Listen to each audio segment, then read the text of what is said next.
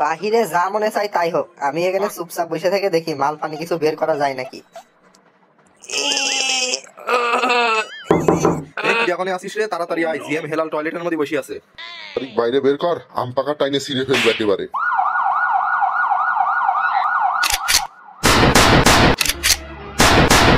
এই আর্মি আর পুলিশ ঢুকছে রে, পালা পালা পালা। ওরে আল্লাহ, আমি শেষ হয়ে যাবো রে, আল্লাহ আমারে বাঁচাও। স্যার, আমাদের মাননীয় চেয়ারম্যান স্যার অফিসে চলে আসছে। আপনি সব ফাইলপত্র রেডি করছেন তো? আরে রাখো তোমার ফাইলপত্র, স্যারের চেয়ারটা ভালো করে পরিষ্কার করো, স্যার একদম নোংরা পছন্দ করে না। আরে তোমার তো শরীরই নড়ে না, এখনো ঘোড়ার মতন এখানে দাঁড়িয়ে আছো, যাও যাও।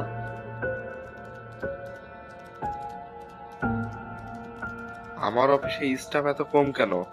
বাকি সবাই কনে গেছে? আর চারিদিকে এত অপরিষ্কার কেন?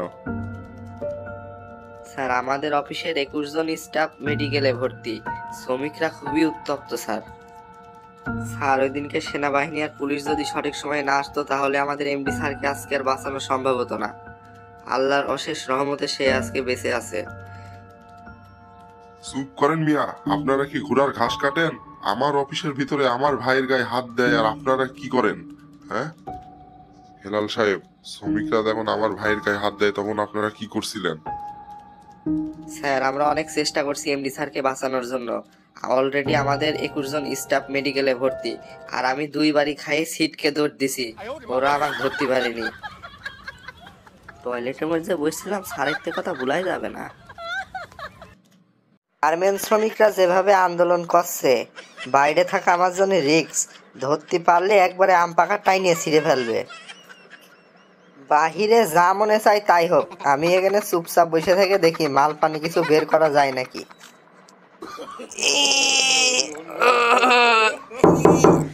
এখনই আসিস রে, তাড়াতাড়ি আয়, জিএম হেলাল টয়লেটের মধ্যে বসে আছে। বাইরে বের কর, আম পাকা টাইনে ছিঁড়ে ফেলবে একেবারে।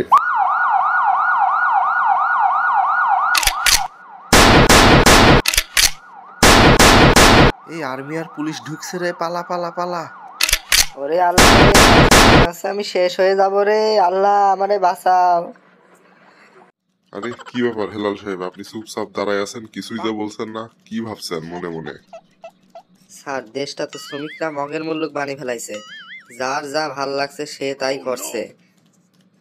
এদের বিরুদ্ধে একটা শক্ত পদক্ষেপ নিতে হবে স্যার, এই ব্যাপারে আপনি কি বলছেন? আচ্ছা, তোমার মতে কি করলে ভালো হয়? স্যার, আপনি কিছু শ্রমিক ছাঁটাই করে দেন আর ওদের নামে মামলা দিয়ে দেন, তাহলে ওরা বুঝবে না মাসের কয়দিন যায়। কোর্টে হাজিরা দিতে দিতে না, যখন পায়ে সুতো ছিঁড়ে যাবে তখন ঠিকই বুঝতে পারবে। আচ্ছা ঠিক আছে, আমি এই ব্যাপারে এখনই ডিআইজির সাথে কথা বলছি, কি করা যায় দেখছি।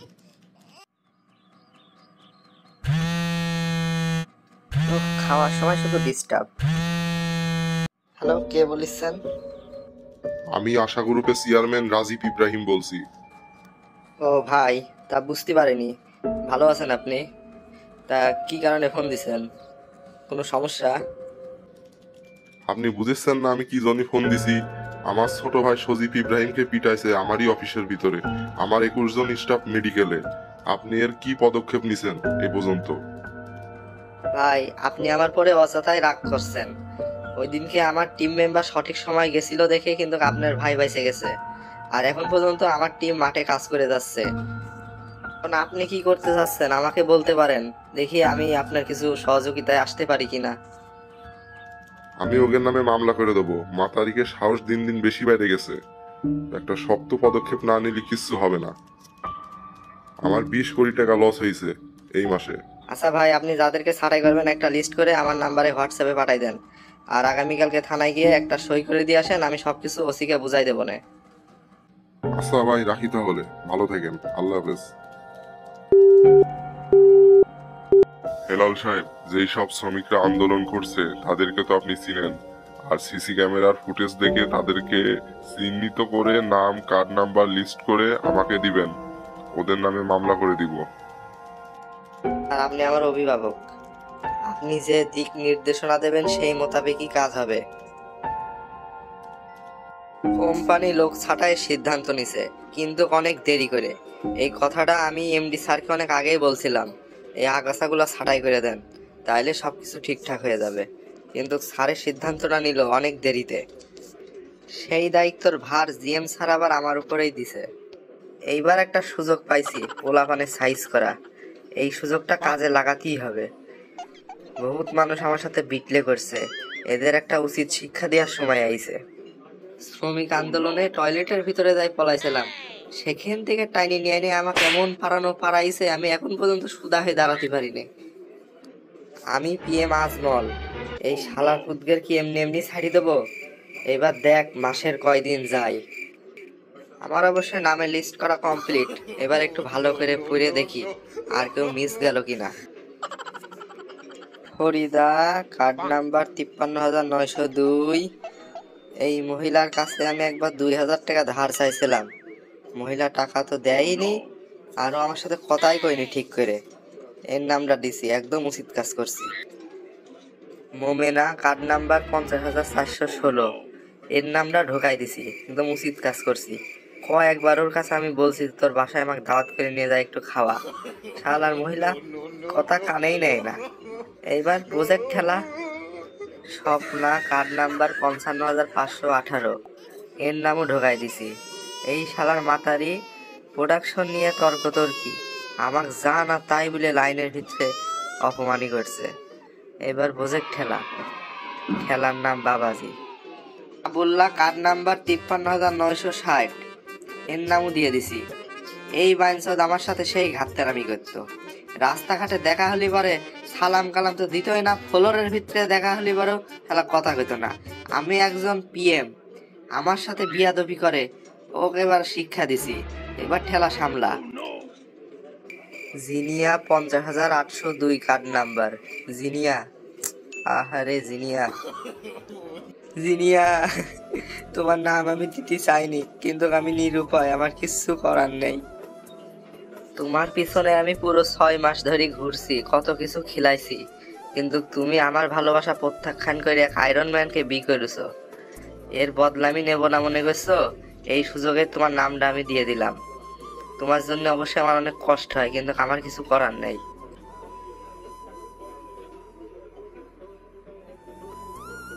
কি রে লাতিন, তোদের অফিসের খবর কি? তোদের অফিস কি এখনো খুলিনি?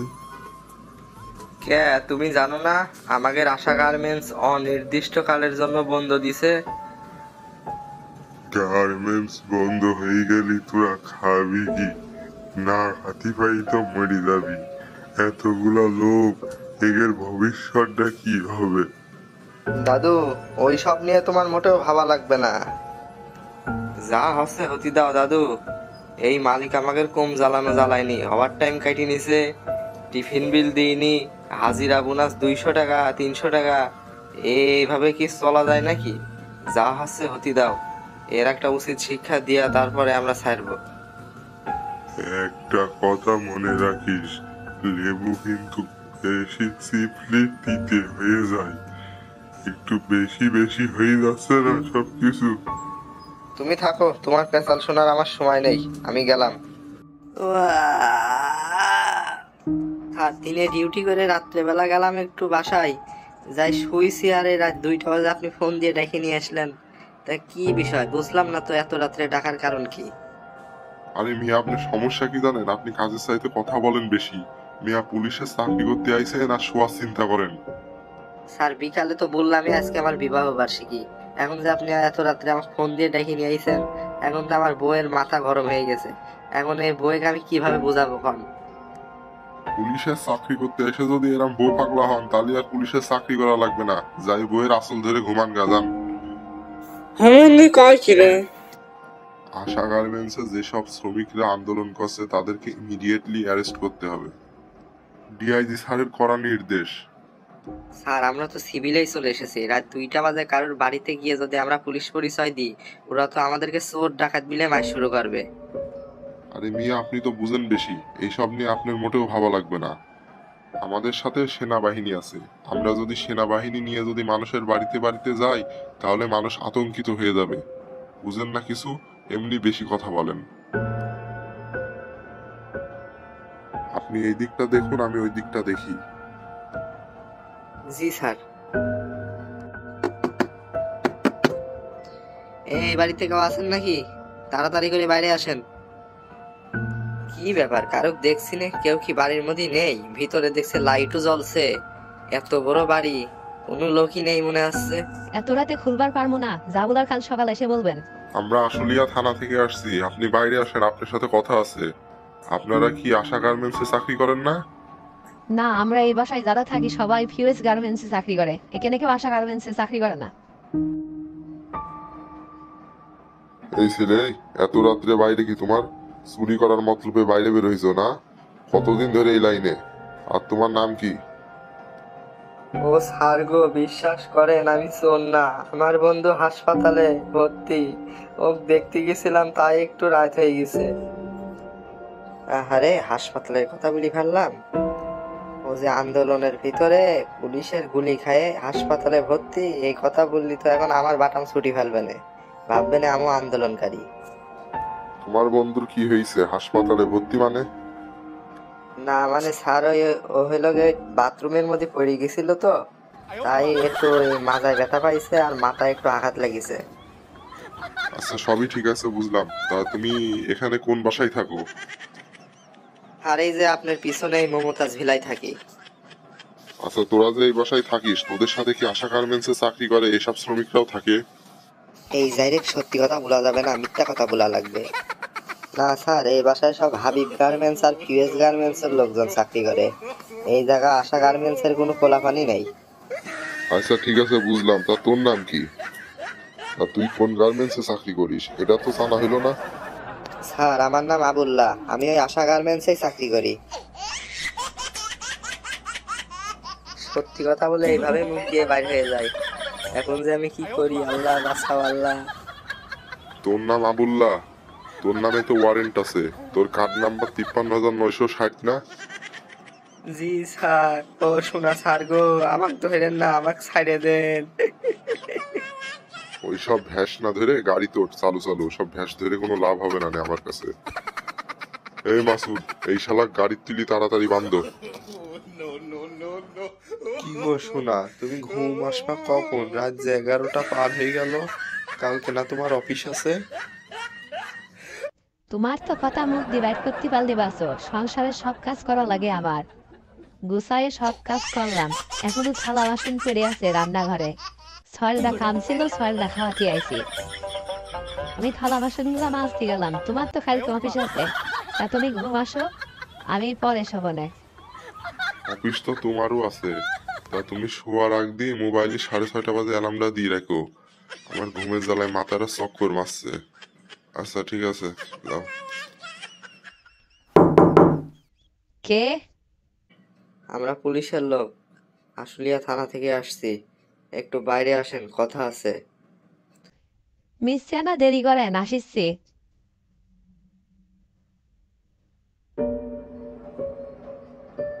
এই মেয়ে, তোমার নাম জিনিয়া, তোমার কার্ড নাম্বার 50,802 না? আপনি আমার নাম আর অফিসের কার্ড নাম্বার কিভাবে জানলেন? আপনি কি আমার অফিসের স্যার? আর রাত 2টা বাজে, 2:30 বাজে আপনি আইছেন, কোনো সমস্যা আছে স্যার অফিসে? এই মেয়ে, তুমি মনে আছে মফিজ আছো না? আমি আগেই বলছি না আমি পুলিশের লোক, আশুলিয়া থানা থেকে আসছি। আমি কেন তোমার অফিসের লোক হতে যাব? তোমার নামে ওয়ারেন্ট আছে, ইউ আর আন্ডার অ্যারেস্ট। আমাদের সাথে তোমাকে থানায় যেতে হবে। ও স্যার গো, আমি কি অন্যায় করছি আমাকে ধরে নিয়ে যাবেন? আমি তো কিছু করিনি। বোন, আমার কিছু করার নেই। তুমি যে আশা গার্মেন্টসে চাকরি করো, ওই কোম্পানির চেয়ারম্যান রাজীব ইব্রাহিম তোমাদের নামে মামলা করছে, তাই আমরা বাধ্য হয়ে তোমাকে ধরতে এসেছি। স্যার, স্যার গো, আমার 3 মাসের একটা শৈল আছে, ওই শৈল থুই আমি কিভাবে থানায় যাব? আমাকে নিয়ে যায় না স্যার, আমাকে ক্ষমা করে দেন। সরি বোন, আমার কিছুই করার নেই। আমাদের হাত পা বাঁধা। উপর মহল থেকে আমাকে যেমন নির্দেশ দিয়েছে আমি তেমনই করতে পারি, এর বাহিরে আমার কিছুই করার নেই। এখন যা করবে আদালত।